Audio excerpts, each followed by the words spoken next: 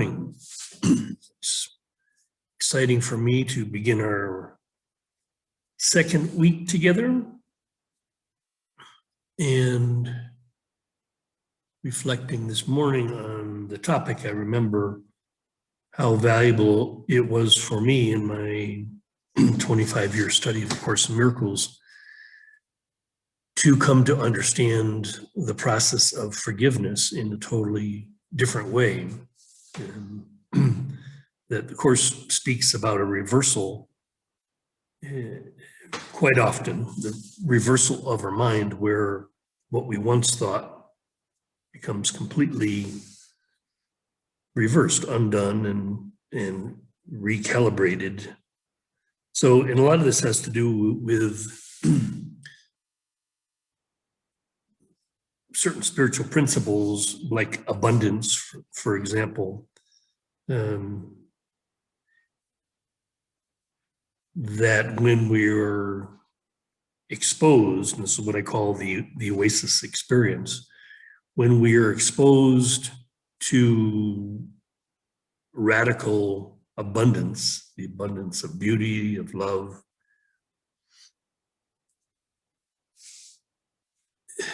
everything changes. Again, a key line that I like to use, that I made up some years ago, is how relates to how we see the world. And so I would say that when we are still in the dream, the illusion of scarcity, and that we feel as if we need the world to give us something. We see the world as a place for taking from or forgetting from. So I say that's forgetting, that's forgetfulness. We've forgotten our truth, our true nature, the principle of abundance. And so we see the world, our relationships, everything we are relating to, we're doing so in order to get something, to get our needs met, to talk about survival, or talking about self-esteem, love, whatever, special love. And of course, miracles, the whole idea, the mistake is, again, believing that I'm lacking. I need this relationship to fill my sense of lack. So that's, special love. We make something special, and we develop addictions, attachments, whatever, to people, places, and things in order to feed our sense of self. Anyway, as things go along, for example, in this process, I remember once writing about sort of several different stages in the development of our understanding of forgiveness.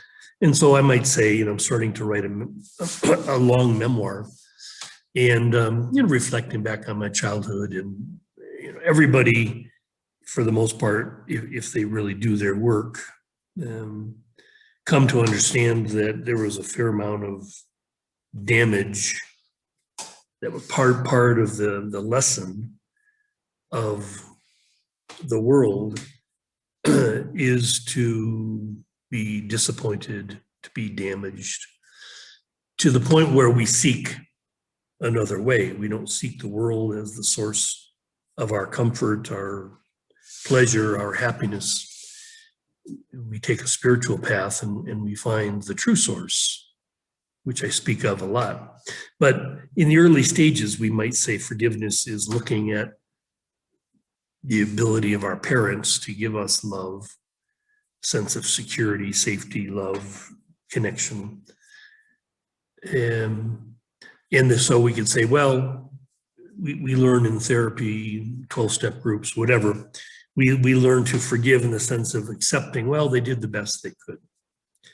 And, then we find alternatives. But the idea of forgiving would be, well, yeah, they made a mistake, or they failed me, or the world failed me, but I can forgive it. I can basically accept that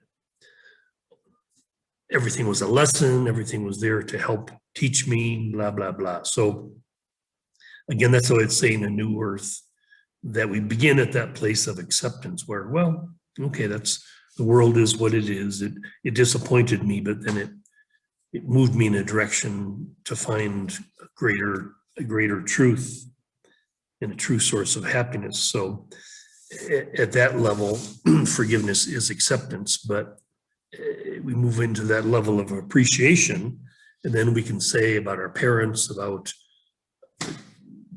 relationships, a divorce, a loss of career, whatever, something that seemed again to disappoint us.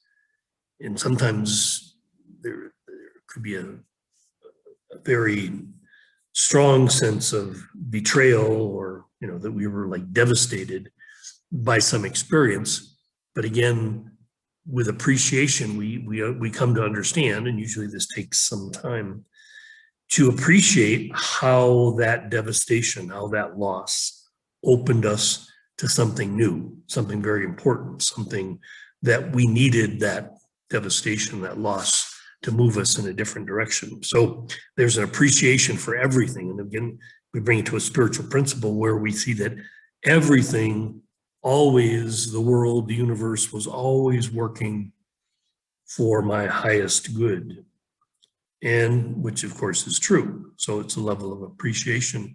So forgiveness would be now at a level beyond acceptance, but actually appreciating what happened.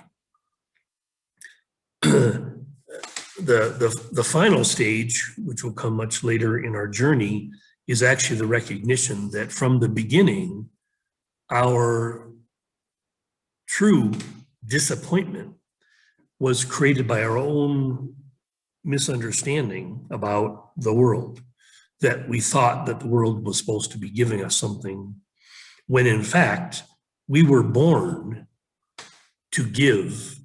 We were born to give our highest creative expression to the world. So always the situations in our life were there as pointers. So there's a great teaching that would say that whenever we encounter a disappointment, that in that disappointment is a pointer to something radically different. So again, getting to the place where we come to realize that the world is for giving to, that our function is to be giving our highest creative expression, our love, our compassion, our patience, all of the highest qualities that come with our sense of abundance, our sense of completion, our sense of fulfillment, which we again have come to realize is an eternal process, that again, our function is to find and deepen our relationship with the eternal, the unmanifested God, paradise, the timeless realm. And in that relationship, finding all of the energetic supports for our highest levels of creativity. And again, in the expression of this creativity, we find ourselves in the state of enthusiasm, okay, which literally translated means, finding God within. With God within, or this creative impulse within us, we see now the world as an opportunity, an endless opportunity to give. Okay, so this is the true and ultimate meaning of forgiveness, which is a total reversal from an earlier understanding of forgiveness, that we come to see what the world is for. What is the space-time world giving to us? So we can be in an endless state of appreciation for every day being that opportunity. I mean, literally look at space and time. Okay, these are the two coordinates of this world. Space, right? There's me, there's others. There's this spatial awareness of relationships, things, nature, whatever. That space, literally space, exists as a template in which we give. Similarly, time. Time is the other coordinate of this world. It's a space-time condition. And these two coordinates or templates, space and time, are both the opportunity in which we communicate from the timeless realm into this space-time matrix. Okay, that being our function as we do it, as we see each day, each moment potentially as that shimmering opportunity. We're in heaven. We're in, literally, this is the creation of heaven and earth. We're bringing the quality from the timeless realm or heaven into the space-time world. So we are creating heaven on earth. This is what we were born to do. So as I write my final memoir about my evolution and coming into my full awareness of my energetic reality and naming that Sun King, it's really the evolution. So my story is really the story of Sun King, okay, of this person, a body and a person that was born and lived awkwardly in the human experience. Awkwardly meaning that I was already sort of chosen, or I would eventually hear the call and choose to follow it. That this voice from the beginning was telling me, this isn't what you think it is, okay? This family, this middle-class life, these activities, these things are not what they seem to be. They're not, the appearance of life being other people and activities and whatever, vacation planning, just all of the things that we're conditioned to believe. I never quite believed it. It never quite took. I failed at the process of socialization.